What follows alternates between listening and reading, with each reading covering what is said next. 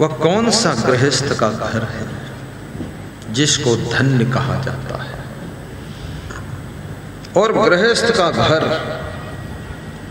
गृहस्थ आश्रम कैसे धन्य हो सकता है, कैसे सुखी हो सकता है? चाणक्य कहते हैं, शानंदम सदनम, जिसके सदन में, जिसके घर में सदैव आनंद ही आनंद है, वो गृहस्थ आश्रम धन्य है। सुतास्तु सुधिया, और जिस गृहस्थ के पुत्र पुत्री बुद्धिमान और आज्ञाकारी है, वो धन्य है घर। बुद्धिमान और आज्ञाकारी।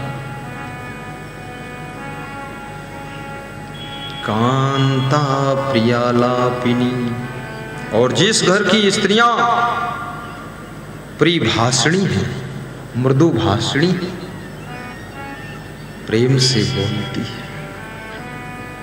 वो घर धन्य है। इच्छा पूर्ति धनम, और जिसके घर में आवश्यकताओं को पूर्ण करने भर का धन भी है, वो गृहस्थ आश्रम धन्य। कंगाली नहीं, दरिद्र नहीं, धन धान्य से पूर्ण है घर। सो योषित रति ही, और जिस घर के पति अपनी पत्नी से अभेद प्रेम रखते हैं, निष्कपट प्रेम रखते हैं, वह गृहस्थ आश्रम धन्य। स्वाज्ञः परः सेवकः, और जिस घर के लोग घर मालिक की आज्ञा का पालन करते हैं, मनमानी नहीं करते, माँ की पिता की बात को मानते। लेकिन माता पिता भी कंप्लीट होना चाहिए। पिताजी शराब पिए और बात बताए कि इंग्लिश बियर ले आना, ये गलत बात भी है, ये बात मानने योग्य नहीं। माँ खूब मछली खाए तो बोले कि आज 2 किलो ले आना मछली, ये बात ही गलत है। माता और पिता को भी विवेकपूर्ण होना चाहिए। और माँ कहती है अगर प्रवचन सुनो बेटा तो जरूर सुनिए। माँ कहती घर की सफाई रखो, जरूर कीजिए। माँ कहती है कुछ काम करो तो जरूर कीजिए। स्वाज्ञापरः सेवकः। आतिथ्यम शिव पूजनम प्रतिदिनम मिष्ठान्न पानम गृहे, और जिसके घर में अतिथि का सत्कार होता है वो गृहस्थ आश्रम धन्य है। जिस द्वार पर अतिथि का सम्मान है, सेवा है, सत्कार है, अतिथि देवो भव,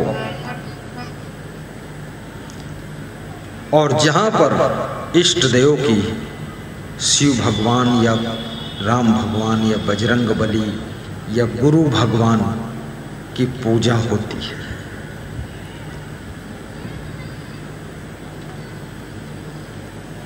उपासना होती, अर्थात जिस घर में भक्ति है वो गृहस्थ आश्रम धन्य है। मिष्ठान्न पानम गृहे, और जिस घर में कभी कभी मीठे पकवान भी बनते हैं, रोज खिचड़ी खिचड़ा भूसा नहीं खाया जाता है, थोड़ा अच्छा भोजन भी, खीर, कभी सेवई, कभी हलवा, कभी छोले, कभी पनीर की सब्जी, और कभी तुरई लौकी, कभी खिचड़ी भी, कभी कढ़ी, कभी रायता, खाने को भी ठीक ठाक बनता है, सब घर के लोग प्रेम से खाते हैं, वह गृहस्थ आश्रम धन्य है।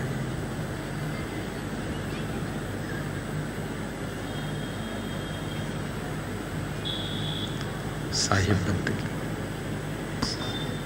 आतिथ्यम शिवपूजनम प्रतिदिनम मिष्ठान्न पानम गृहे, साधो संगम।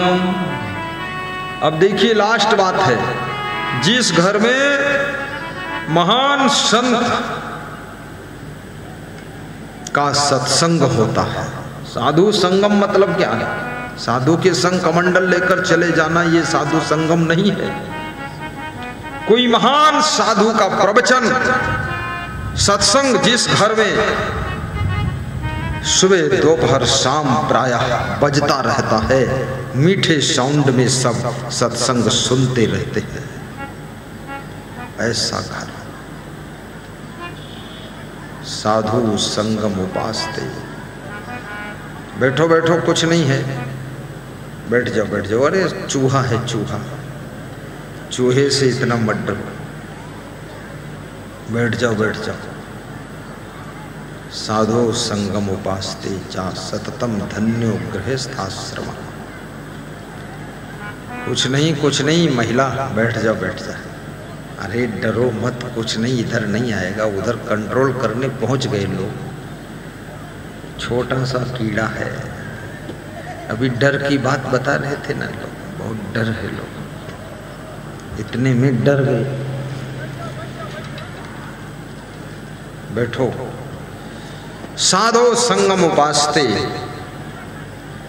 जिस घर में कोई महान संत का सत्संग होता है और उपासना भी होती है, पूजा भक्ति भी है, घर को नरक मत बनाइए, घर को स्वर्ग बनाइए। और याद रखना, आपका घर, जिस घर में सुबह शाम पूजा भक्ति हो, सत्संग हो, भजन हो, कीर्तन हो, वो घर मंदिर के समान है। और जिस मंदिर में भजन पूजा पाठ सब बंद हो गया, वो मंदिर भी घर घोरा हो गया। इसलिए भजन करो, हर घर में भजन होना चाहिए। गुजरात में मैं सत्संग कर रहा था दाहोद में, दाहोद जिला है, पंचमहल जिला। तो वहाँ रेलवे का बहुत बड़ा अफसर सत्संग सुनने आया, और जब सत्संग सुनने आया तो उसने क्या कहा कि मैं भजन गाऊंगा एक। तो मैंने कहा टाइम कम है। बोले 10,000 कर्मचारियों का अफसर हूं मैं, ये आपका जो प्रवचन करा रहे हैं ये मेरे कर्मचारी हैं। तो हमने कहा तो आप अपने भजन गाते? बोले मैं रोज गाता था, प्रवचन के बाद गाऊंगा। तो मैंने गवाया। उसके बाद बोला आप मेरे घर आइए, न्योता है आपका, कल पधरौनी करो। तो मैं घर गया तो उसकी पत्नी मंजीरा बजा रही थी और वो स्वयं हारमोनियम और बेटा तबला। बोले एक भजन मैं सुनाऊंगा, फिर आपकी चरण पूजा करूंगा। सुनाया,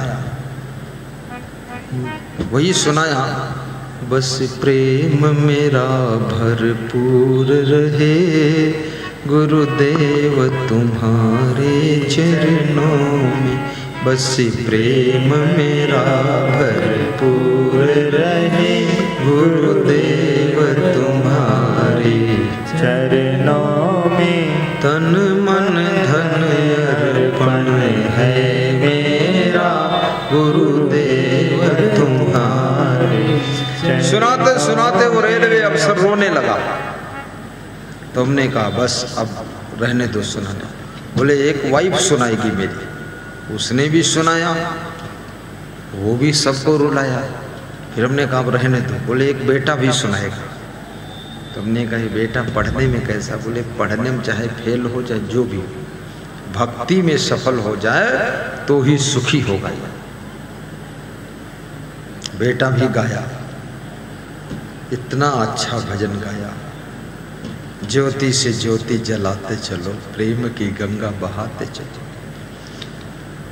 आपके घर में यदि महिलाएं भजन गाती हैं, पुरुष भी भजन गाते हैं और ढोल वोल थोड़ा बजती है, तो घर की टेंशन, चिंता, कलह कलेश 80% खत्म हो जाएगा।